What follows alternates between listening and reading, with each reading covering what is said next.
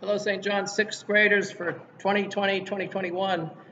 This is the third and final part of the first installment of your summer videos and work.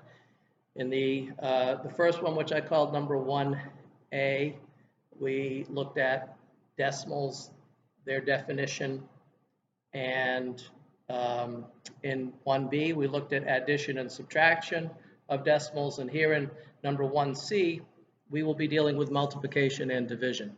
Now, the first thing, in keeping with the message, which in the previous videos I tried to make strongly, decimals are fractions. They're special kinds of fractions with powers of 10 in the denominator, but they are fractions. So we should start by recalling the simple rule for multiplying two fractions. Ironically, it's the most subtle and most difficult for me to explain to you why it works this way, but it's the easiest to put into practice and do. To multiply two fractions, a over b times c over d, simply multiply across the top and bottom. A times C over B times D. Of course, the letters being right next to each other indicates the multiplication. You don't need a common denominator. Just multiply across the top and bottom. The only restriction is that neither B nor D can be 0 because we can never have 0 in the denominator. We will be using this fact to look at the multiplication of decimals. I do plan during the course of sixth grade to once again explain why multiplication of fractions works this way, but for now we're going to accept it. So let's go to an example. In mathematics, arithmetic, operations, whether they be with whole numbers or decimals, fractions, sometimes it's easy to come up with a really close estimate for what your answer will be. Other times not so much, depends on the numbers. This, in my view, is a very easy one to come up with an estimate for. What whole number is 3.9 close to? What whole number is 4.13 close to? And we're multiplying. So you should realize, I'll write here the squiggly equal sign. That's what I call it. I don't know of any other name for it. The squiggly equal sign, or people probably just call it the about equal to sign because that's what it means. This product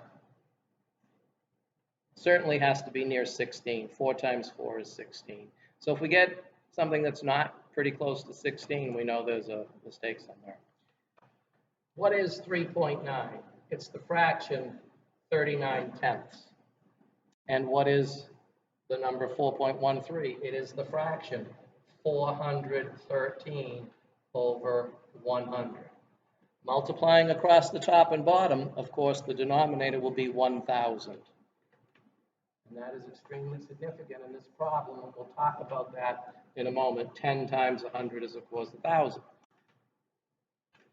I've mentioned before that fraction and decimal calculations, the procedures, the algorithms that have been developed through the years to do operations with them, you always revert back to whole number operations. We build on whole number operations throughout our study of fractions and decimals and their operations. So at this point, you have to do 39 times 413, a whole number multiplication. Again, remember, for fraction multiplication, we multiply across the top and bottom. The numerator, A times C. In this case, the A is 39, and the C is 413. So we have to come up with AC, which will be 413 times 39. We're multiplying those two as if they are whole numbers. Well, they are whole numbers when we write the fractions out there. But in a moment, we'll come back and we'll talk about how we multiply as if they're whole numbers. 27, put down the 7, carry the 2. 9 and 2 is 11. 1, carry the 1. 36 and 1 is 37. Now, this is not a 3, it's a 30, so we put a 0 here. And 3 times 3 is 9, 3 times 1 is 3, and 3 times 4 is 12. We add these partial products, 7, 10, carry the 1, 11, carry the 1, 6, 1. And so the numerator of our answer is 16,107. 16,000. 107. Now, going back to the first summer video, that fraction, 16,107 over 1,000, it's what's known as a decimal fraction because the numerator is a power of 10, 1,000. So how do we write this as a decimal? Very simply. We see 3 zeros here, so we write the digits of the numerator in such a way that there will be 3 digits to the right of the decimal point. 1, 2, 3. There we have 16.107. We have an answer that is very close to 16 as we predicted. Now, do you write this all out when you're trying to calculate this product? No. What you do is, let me just go back here and just sort of adjust this whole number multiplication that we did earlier. Let me put the decimal points in there. 4.13 times 3.9. This is how you would set up vertically. You would set up your multiplication with the 2 decimal numbers. And then once you do that, you multiply as if you have 2 whole numbers, which I already did, of course, showing how it's really a fraction multiplication. Please notice you do not have to line up decimal points when you're multiplying because it's a whole different approach. What we do is we multiply as if we have 2 whole numbers, and then we count 1, 2, 3. In the 2 numbers, we have a total of 3 digits to the right of the decimal point. Now, we've seen that before in this problem. These 3 digits to the right of the decimal point resulted in the 10 here from the 0.9 and the 100 from the 0.13. That's not a coincidence. This is why the algorithm for multiplying 2 decimals works the way it does. Because what we do here is we say, okay, 1, 2, 3 digits to the right of the decimal point. So in our answer, we need 1, 2, 3 digits to the right of the decimal point, and we put it in like that. And of course, it's the same answer. But the reason this works, 1, 2, 3, 1, 2, 3, you can see from the fraction multiplication, it's really the 3 digits you count here that are to the right of the decimal point are really the 3 zeros that are in the 1,000 from the fraction multiplication. So there's example number 1. 0.95 times 0.846. Now, both of these numbers are less than 1. And one of the things that when we explain why this is true for fractions, that we can multiply across the top and bottom, when we go through that explanation, we can see that when you multiply 2 fractions together that are both less than 1, you get a product that is less than either one of them. I regret that I don't have the time right now to get into that and show why that's true, but look at it this way. This is less than 1. You multiply 0.846 by something less than 1, you're going to get something less than 0.846. And the 0.846 is also less than 1, so you're going to get something less than the 0.95. But if we've already determined that the answer is going to be less than 0.846, it's certainly going to be less than 0.95, right? We should expect an answer that's somewhat close to 0.846 because this is pretty close, very close to 1. So we should expect an answer that's close to 0.846 but less. So it's possible to come up with, that's a pretty good estimate for this problem. Now, I'm going to forego the fraction, showing the fraction part here. I am going to just remind you again, there is no need to line the decimal points up. And if you were to tack on a 0 here so that the decimal points were lined up, you'd be creating more work. You'd have more digits to deal with. So I strongly advise that when you're multiplying with decimals, don't try to line the decimal points up and don't tack on zeros. So now we're going to multiply as if we have 2 whole numbers. 5 times 6 is 30. 0, carry the 3. 20 and 3 is 23, carry the 2. 40 and 2 is 42. And we're multiplying as if we have 2 whole numbers, so this 9 is not a 9, it's a 90. So we'll come in 1. 9 times 6, 54. Carry the 5. 36 and 5 is 41. Carry the 4. 72 and 4 is 76. Adding the partial product, 0, 7, 3, 10, 0, carry the 1, 8. Now, what about the decimal point? Well, the answer is clearly not 80,370, so watch the very simple algorithm. 1, 2, 3, 4, 5. In the two numbers together, there are 5 digits to the right of the decimal point. So in the answer, we need 5 digits to the right of the decimal point. We count from right to left. 1, 2, 3, 4, 5. And there's the decimal point. Corresponding with our estimate. Recall, I hope I convinced you, the answer had to be less than 0.846 because this was less than 1. But this is close to 1, so close to 0.846. This is fairly close to 0.846. So the multiplication algorithm, the approach to multiplying decimals, is really completely different from addition and subtraction in terms of how to handle the decimal points. Just to mention it, this is really 95 over 100, and this is 846 over 1,000. If we were to multiply those two fractions together, the denominator would be 100 times 1,000, which is 100 times 1,000, 100,000, which is a 1 followed by 5 zeros. And there it is, 1, 2, 3, 4, 5. So we'll move on now to division. When we approach decimal division manually, doing it with paper and pencil, we really divide the possibilities in two. This first one is relatively easy because the second number here is a whole number. We'll deal later in this video when this number is not a whole number. If it had been, for example, 3.9 or 0.39, we have to make an adjustment in order to be able to do the division manually. With a calculator, regardless of what the decimal numbers are, you can always type them in as you see them written out, and I'll do that here, even though this is an easy one that does not require an adjustment. 126.75 divided by 39, and I got 3.25 with the calculator. Now, with decimal calculations, of course, you could always use the calculator, not so much with fractions.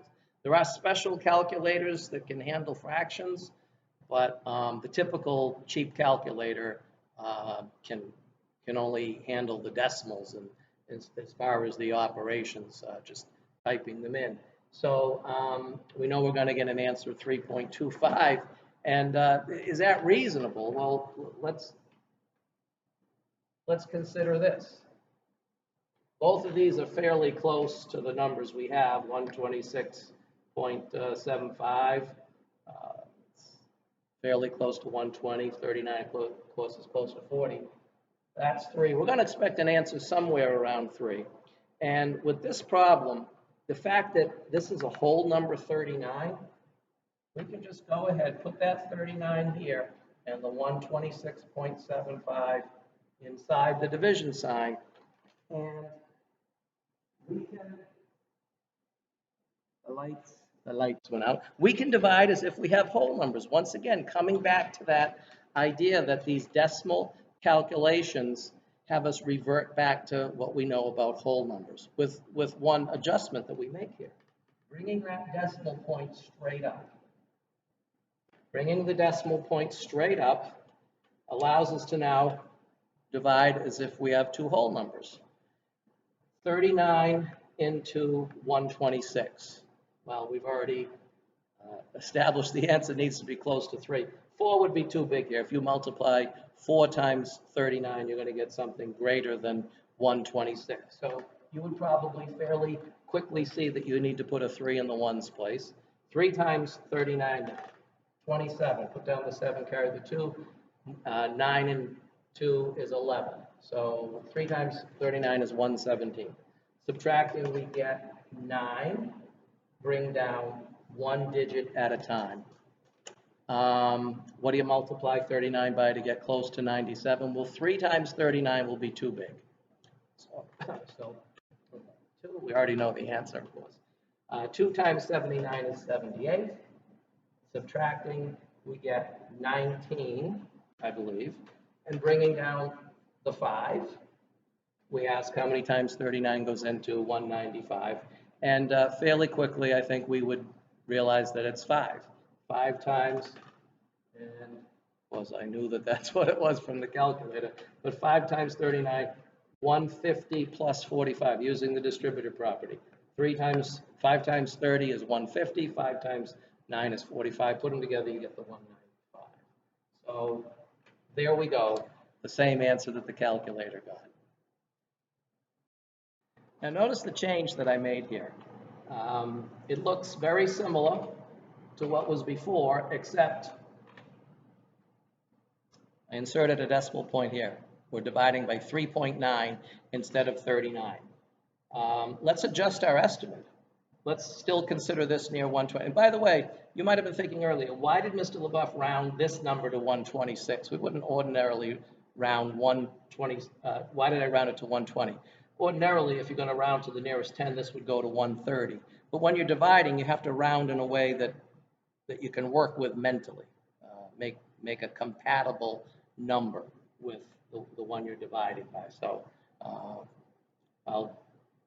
move along from that. That's something you probably can appreciate, because 130 divided by 4 is not easy to do. 120 is, so that's why we do it. All right. Before this, when we had 39, we rounded it to 40. Now we'll round to 4. And 120 divided by 4 is 30. So rather than expect an answer that's near 3, this time we're expecting an answer that's near 30. Because remember, a division is a question about multiplication. Since this is near 4, if we multiply 30 by 4, we get 120, which is getting close to this. So 30 is a reasonable estimate here. Now here's the problem. This is the second of those 2 types of decimal divisions, the harder kind, if you want.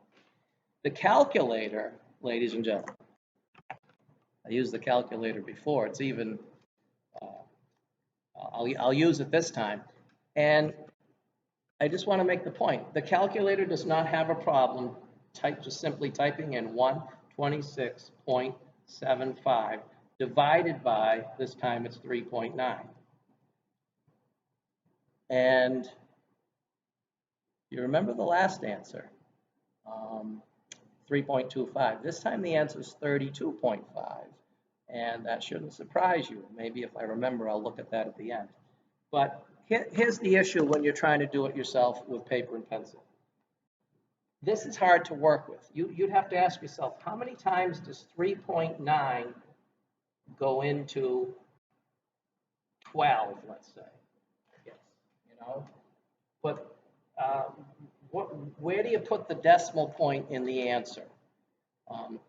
It's difficult, if not impossible, to go through the long division process when you've got a 3.9 out here. It just makes it so much more difficult. So don't do this. It's okay to have a decimal number inside. Just bring the decimal point straight up. But here's what we need to do to make things work nicer when you have something like this. The first thing I'm going to do is think of that division as a fraction, which it is. This says 126.75 divided by 3.9. And we make an adjustment. We come up with an equivalent fraction. We know how to divide when there's a whole number out here. We did it before. We divided by 39 before, right? So what we do here is multiply the top and bottom by 10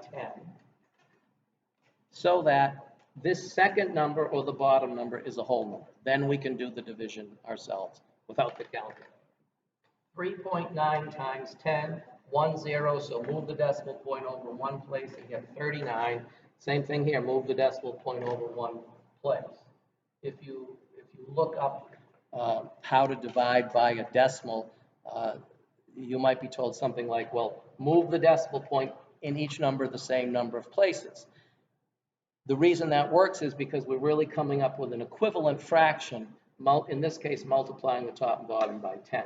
You might wonder, could I multiply the top and bottom by, oops, wait a minute, I made a mistake here. I forgot to move the decimal point one place. This now becomes in the numerator, right? We're multiplying the top and bottom by 10, so that decimal point has to move over 1 as well. You might have asked, well, should we make them both into whole numbers? And you can do that, but it's not necessary. And if you're going to come up with a decimal answer, you're just going to have bigger numbers in your division. So just make that bottom number a whole number. The top number doesn't have to be, or the first number doesn't have to be. So we've converted this into an equivalent division of this. So now I'll set up 1267.5 divided by 39. Now remember that answer. You know, the answer came out to be 32.5 instead of 3.25. The only thing I changed was inserting the decimal point here, so the division is going to work very similarly. 39 into 126 is still going to be 3 times, but now it's in the tens place. You see, with this, we're using that as we're doing this division. We got that from an equivalent, because it's an equivalent fraction, equivalent division to this one, by multiplying the top and bottom by 10, to make that bottom number or second number into a whole number. And of course, this is going to work very similarly to the one before. A 2 here, a 78 here. This is a 19, bring down the 5, and then we put a 5 here, 195, 0. So there's the answer of 32.5, which is what the calculator got. So I see that we're at 22 minutes, and I'd love to give more examples of both the multiplication and the division. But I think in the interest of time, maybe on the papers that I create for you, that you're going to work on along with these 3 videos, the 3 parts of the first installment, maybe I'll remind you of some of the considerations in writing. If not, these examples pretty much should cover, you know, you should be able to do any that I give you based on these. If you want more, the internet is full of them. Just type in something like multiplying decimal numbers and you'll get instruction that most of it's pretty good. And so there are ample opportunities for you to learn how to become very masterful at adding, subtracting, multiplying, dividing with decimal numbers. And of course, you need to be able to do the same thing with fractions. We introduced that in 5th grade, master it in 6th grade, and I hope you enjoy the experience of becoming very good, excellent middle school math students. So that's all for a few weeks until I send out the second installment around mid-July. I'm not sure what the second and third installments will cover just yet, but I'm going to try to make it meaningful. Take care, new 6th graders. I'll see you again soon, later this summer. Bye-bye.